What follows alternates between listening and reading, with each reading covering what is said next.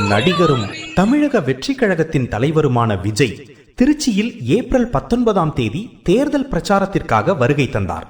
அப்போது திருச்சியில் உள்ள அந்தோணியார் தேவாலயத்திற்கு சென்று முட்டி போட்டு நடந்து சென்று தேர்தலில் வெற்றி பெற வேண்டினார். இந்த சம்பவம் தொடர்பான வீடியோக்களும் புகைப்படங்களும் சமூக வலைதளங்களில் வேகமாக வைரலாகி வருகிறது. 2026ஆம் ஆண்டு சட்டமன்ற பொதுத் தேர்தலில் பெரம்பூர் மற்றும் திருச்சி கிழக்கு ஆகிய 2 தொகுதிகளில் போட்டியிடும் விஜய் தனது பிரச்சாரத்திற்காக மீண்டும் திருச்சிக்கு வந்திருந்தார். தமிழக வெற்றி கழகத்தின் முதல் பொதுத் தேர்தல் என்பதால் விஜய் எத்தனை தொகுதிகளுக்கு சென்று பிரச்சாரம் செய்வார் என்ற எதிர்பார்ப்பு அதிகமாக இருந்தது. ஆனால் பல மாவட்டங்களில் விஜய் நேரடியாக பிரச்சாரம் செய்யாதது குறித்து விமர்சனங்கள் எழுந்துள்ளன. கடலூருக்கு பிரச்சாரம் செய்வதாக அறிவித்தும் அனுமதி பெற்றும் 3 முறை ரத்து செய்தது.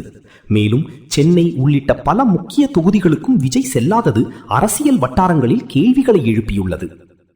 இதற்கிடையில் சில தொகுதிகளில் விஜய் கட்சி வேட்பாளர்கள் விஜயை போல தோற்றமளிக்கும் மேடை கலைஞர்களை பயன்படுத்தி பிரச்சாரம் செய்தனர்.